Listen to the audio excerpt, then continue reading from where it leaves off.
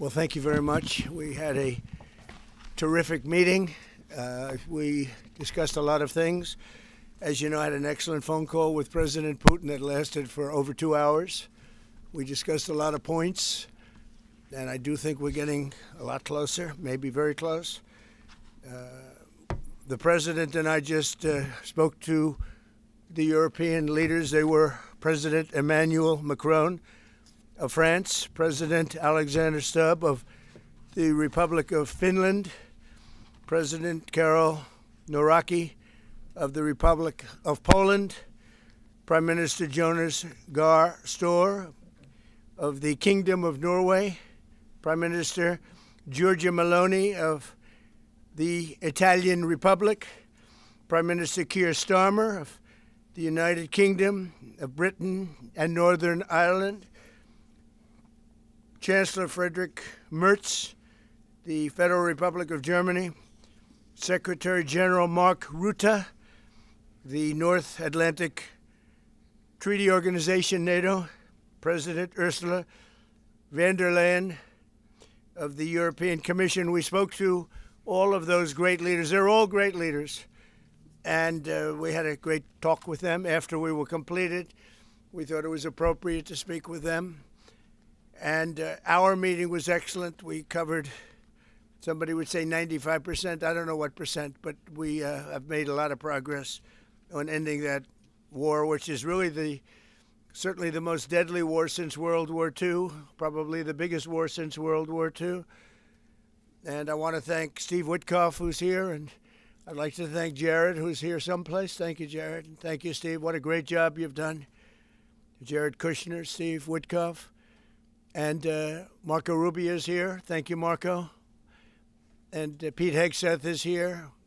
Those two people are doing an unbelievable job. And the four people on this one are doing, I don't think anybody could do it. And we'll see if it gets done, but it's very close, certainly. Nobody would even have a chance of getting it to where it is right now. Nobody would have thought that was possible.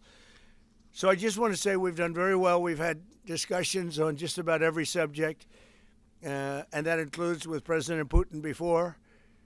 And we went into great detail, and we likewise went into great detail today. And it was an honor to have you at Mar-a-Lago and have lunch. I hope you enjoyed the food. Your people enjoyed the food, I can tell you that. You're big, strong people.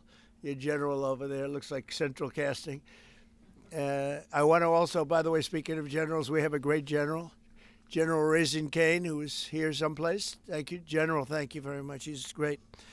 So, Mr. President, maybe you want to say a few words, and then we'll speak over the next couple of weeks. We'll speak probably quite a bit, but we'll speak tomorrow. Thank you very much. Appreciate it. Thank you so much, Mr. President. Thank you. Thank you for everything. Dear colleagues, first of all, I would like to thank President Trump for a great meeting at this amazing place in his home in Mar-a-Lago. And we had a really great discussions on all the topics, and we appreciate the progress that was made by American and Ukrainian teams in these recent weeks. Special thanks to Steve Witkoff and Jared Kushner, and thank you for their engagement and full commitment, and also to our team, and first of all to Rustem Umerov and General Gnatov, and to all our teams. And we discussed all the aspects of the peace framework, which includes, and we have great achievements, 20-point peace plan, 90% agreed, and U.S.-Ukraine security guarantees, 100% agreed. U.S.-Europe-Ukraine security guarantees, almost agreed. Military dimension, 100% agreed.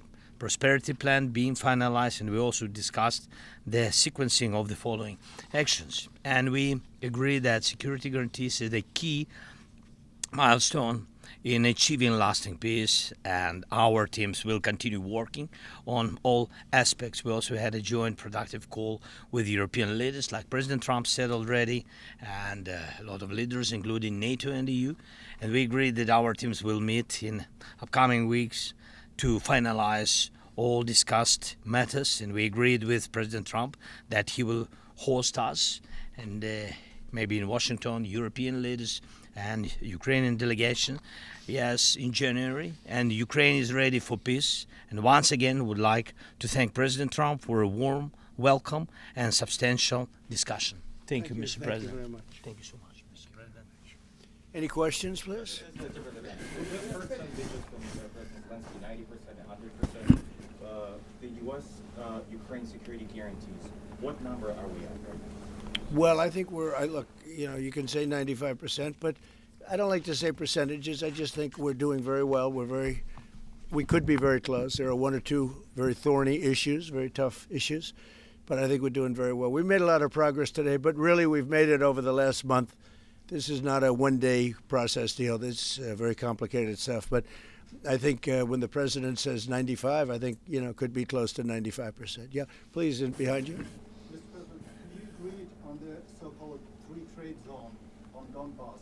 How to separate the sites?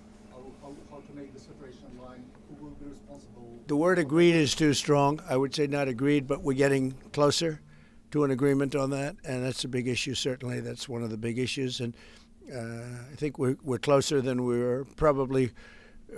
It's unresolved, but it's getting a lot closer. That's a very tough issue, but one that I think will get resolved. Yeah, please. We are receiving some mixed signals coming from Moscow, even after this talk. Can you assure us that you have received written or any formal response from them? Well, what was the issue? You have to tell me. What did they say? They are telling that Ukraine has to give up Donbass. Just very recent statement. Well, that's what they've been asking for, and there's a dispute about that. So they're going to have to iron that out. That's an issue they have to iron out. But I think it's moving in the right direction. You can reject or delay the solution of peace agreement you will achieve. If something doesn't happen, you mean if something doesn't happen? Yeah, go ahead. May I ask No, go ahead. You're going to finish your question. Well, we'll see. Look, we'll see. But I don't want to talk about that because I think we're getting pretty close. Yes, please. may I ask the President of Ukraine Please. yes, about territorial question? Mr. President, what is your take on Donbass status? Are you prepared to see it as a free economic or demilitarized zone? No, we spoke about 20 points planned, and I'm happy that really our teams very close to results, and I agree with President Trump that our teams work not one day and not one week, more than 1 month, beginning from Geneva, then 2 meetings in Miami, then we had Berlin, and now we have Mar-a-Lago. So this is a very difficult question. You know our position, so it's we have to respect our law and our people, and we respect the territory which we control.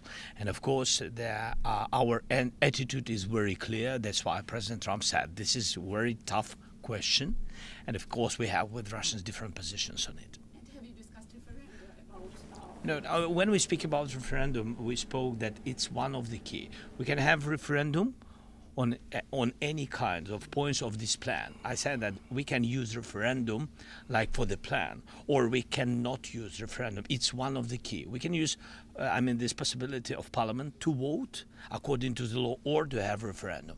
Doesn't matter. This referendum, if the plan will be very difficult for our society, very difficult, of course our society has to choose and has to vote, because it's their land, the land not of one person, it's the land of our nation for a lot of generations.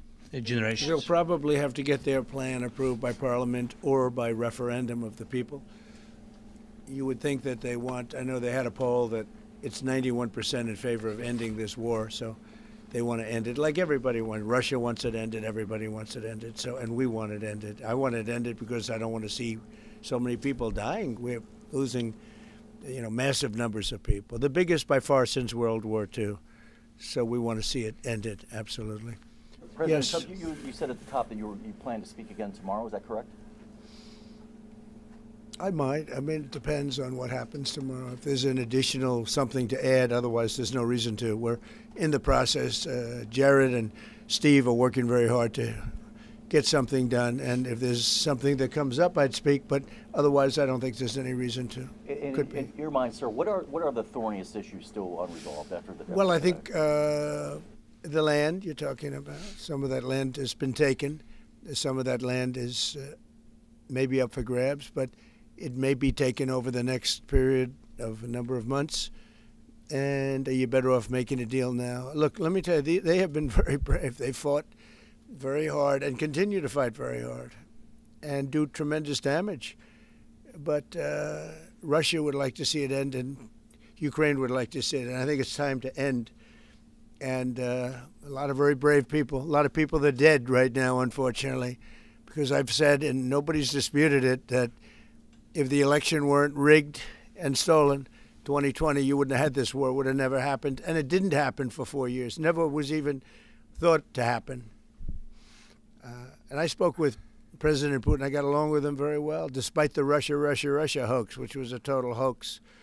He used to say, what is going on over there? But it was a total hoax, as he knew and as I knew. But I spoke to him, and we'd talk about Ukraine. I've said it before. It was the apple of his eye, but he wasn't going to do anything about it. He didn't do anything about it until I was gone, and then a lot of really bad statements were made by people, by a lot of people, I guess, but by a certain president that we had who was a disaster. Yes? Do you anticipate going to Ukraine if you can get to an agreement? And I know I'd have you no said problem earlier- with doing it. You know, I have no problem with doing it. Don't anticipate it. Would like to get the deal done and not necessarily have to go. I've offered to go and speak to their parliament. And, you know, if that would help, I don't know if that would help. I think it would probably help, but I don't even know if that's... You're welcome. yeah, no, I know. Always. So I'm not sure that it would be really necessary, but if it would help save 25,000 lives a month or whatever it may be, I would certainly be willing to do that. Yeah, please. No, behind you. Where are you from? From Ukraine. Good, I had a feeling. Good. How about Zaporizhzhia nuclear plant? Have you tried this question? On what? Zaporizhzhia nuclear plant. Yeah, we discussed that at length today. As you know, it's in pretty good shape. It can start up immediately, almost immediately. And it's one of the things I discussed with President Putin. And they were talking about the nuclear plant. That's probably the biggest in the world, just about the biggest anywhere in the world. Can you believe that? And President Putin's actually working with Ukraine on getting it open. He's been very good in that sense. He wants to see that open. And he hasn't hit it with missiles, hasn't hit it with anything. It's a big danger to do that for everybody. But they're working together to try and get it. It can open very quickly. It's in pretty good shape. And the people there have been there for years. The people there running it. You know, they have 5,000 people in that plant. Can you believe it? I learned that today. 5,000 people. It's the biggest plant of its kind in the world.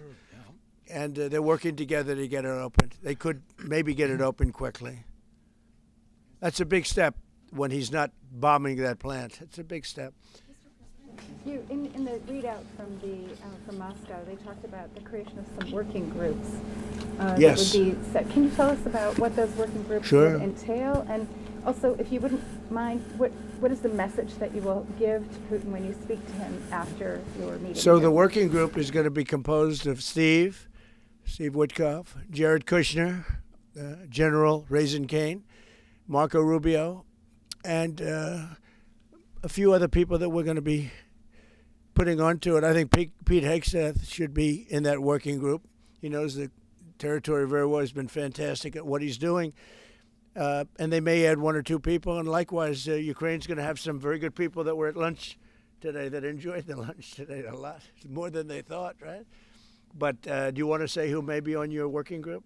Yeah, we now, as I said, that we work with Steve and Jared. We worked our Rustem Umerov and also Deputy Minister Gislitz and also General Ignatov, and they will continue work in this group. And of course, if we will go further, and I hope that really we will have decisions in January, as I said, about all these documents, 6 documents, and of course, we will continue work on this, so they know what to do. Yes. And that working group, by the way, importantly, will also then be working with Russia, okay? Because to work with ourselves doesn't really solve much of a problem. So they'll be working with Russia. Yeah, please. This morning you weren't a deadline guy. How long do you think it'll take to get this last little bit, as you say, finished? What are we talking So about? if it went really well, you know, maybe a few weeks. And if it went poorly, longer. And if it went really poorly, it's not going to happen. That would be a shame. there's that chance also. You know, it's possible it doesn't happen. But, you know, in a few weeks we will know one way or the other, I think. But if it went really well, but it could also go poorly. I mean, you know, we could have something where one item that you're not thinking about is a big item breaks it up. Look, it's been a very difficult negotiation, very detailed. It's funny, I settled 8 wars. Some were going on for 35 years, and we got them settled in a couple of days. Some of them, one was going on for 37 years. I settled it in 1 day. But this is a very complex one. You want to put odds on it? What the bad? No, I think we'll get it done. I don't want to say when, but I think we're going to get it done. Yes, ma'am. Mr. President, you in the past have suggested a trilateral meeting between both Presidents Putin and Zelensky. Is Right. that something that is also on the docket? I see that happening, sure, at the right time. I saw a very interesting President Putin today. I mean, he wants to see it happen. He wants to see it. He told me very strongly. I believe him. Don't forget, we went through the Russia hoax together. And he'd call me, I'd call him, I'd say, can you believe the stuff that they're making up? And it turned out we were right. They made it all up. And despite that, we didn't get into wars and we didn't get into problems, but we weren't able to trade very much or any of that, which was a shame because, you know, a lot of success could have been had by trading with Russia. They have great land, great minerals and other things, and we have things that they want very badly. But the Russia hoax, which was a terrible made-up fictional thing by Crooked Hillary and by Adam Shifty Schiff and bad people, sick people.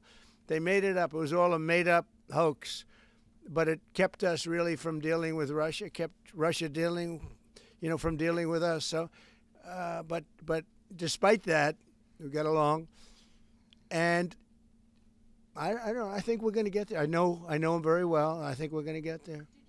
Discuss any time, location, meeting place? Yeah, we're discussing a lot of things. No, look, I was on the phone with him for almost, I guess, 2.5 hours. They're just telling me now. It's a long time. We discussed a lot of things. We didn't talk about the weather. We weren't talking about what a beautiful day it is in Palm Beach, Florida. Yes. Trump, President Zelensky mentioned maybe a meeting with European leaders back in Washington. Would that be in the next few weeks? Well, in Washington or someplace, yeah. These leaders that I just read, these are great people. You know, they've spent a lot of money on helping Ukraine. And look, they're doing it for themselves also, meaning their country, because Ukraine's a very important country for them in particular. For us, it's very important. To me, it's the lives. You know, we're thousands and thousands of miles. We're protected by a thing called the Atlantic Ocean and lots of other places, to be honest. And they're not, you know, they're right there. But we're working together with them as we should be. But I'm doing it to save lives. You know, we're not spending any money. Biden gave $350 billion away. And the president was nice enough to give us a contract to take out rare earth and things. So we'll see how that all works out. We have a contract, but we appreciated that. He was very good. But we'll see how that works out. But if you think about it, we're going to have I really believe we're probably, Mr. President, by far closer than ever before with both parties. We had some times when he was close and President Putin wasn't. Then when President Putin was close and he wasn't. You saw that in the White House. But I think they both want to see it happen. In your conversation with... You're saying that you've said multiple times that you want to stop the killing, and nearly 100 American citizens are in Ukraine on the Yeah. What's your message to their families whose loved ones died fighting? Well, look, I mean, the message is so obvious. It's what a shame. They died in a foreign country. And some are celebrated people. They're very celebrated. But so sad that a thing like that would happen. Yes, ma'am.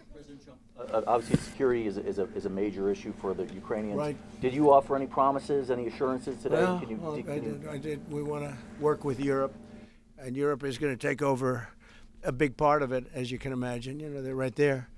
But we're going to help Europe 100%, like they'd help us. Yes, ma'am, you were going to say something? Yeah, I was just going to ask, when your conversation... Who are you with? Andrea Shalal with Reuters. That's what I thought. Yeah, so in your conversation with President Putin, did you discuss what responsibility Russia will have for any kind of reconstruction of Ukraine post I did. an agreement? I did. they're going to be helping. Russia's going to be helping. Russia wants to see Ukraine succeed. Once it sounds a little strange, but I was explaining to the president, President Putin was very generous in his feeling toward Ukraine succeeding, including supplying energy, electricity, and other things at very low prices. So a lot of good things came out of that call today. But they were in the works for 2 weeks with Steve and with Jared and Marco and everybody. Did Russia agree, or did Putin agree to a ceasefire to allow a referendum to take Not a place? ceasefire, and that's one of the points that we're working on right now. No, not a ceasefire. He feels that, look, they're fighting and to stop, and then if they have to start again, which is a possibility, he doesn't want to be in that position. I understand that position. The president feels strongly about that or something, but I think we're finding ways that we can get around that. But I understand President Putin from that standpoint. You have to understand the other side. And, I'm on the side of peace. I'm on the side of stopping the war. So, but I think that's a problem that's going to get solved, yeah. Would people who live outside of Ukrainians who fled during the war be allowed to participate in the referendum? What do you mean, people where live? The people that left. refugees So who fled to Poland and Germany. if we speak about the people who are abroad, who are not on the territory of Ukraine, you mean that in Poland, in Germany, we have millions of people. Yeah, they have a referendum in the same of elections. In the same way how people come and vote, they have rights for this. And of course they have to come. That's why if we will come to referendum, yes, if we will come to such decision, people need infrastructure for this, and it's not simple, and that's why we spoke about it. It can't be in one day, very quickly. It's difficult because we need infrastructure. When you have millions of people, you have to build it in Europe, mostly in Europe for today. President Trump, I know you sound an optimistic note here, but what happens in a few weeks if things sputter? What are you prepared to do? They keep fighting, and they keep dying. No good. But if things don't happen, they keep fighting, and they keep dying. And we don't want that to happen. He doesn't want it to happen. President Putin doesn't want it to happen either. Okay? Thank you very much, everybody. Thank you. Appreciate it. Great. Thank you. Thank you. Thank you. I don't know. Was it a good lunch? Yes, sir. There's no lunch. He walked in. He said, "This place is gorgeous." I don't think he wants to go to the White House anymore. That's the problem. I'm ready to go to the White House. I know we are. It is. Always. The White House is a very special place, and so is this. I hope you enjoyed it. Thank you very much. Thank you so much. Thank you, sir. Thank you, sir. Thank you.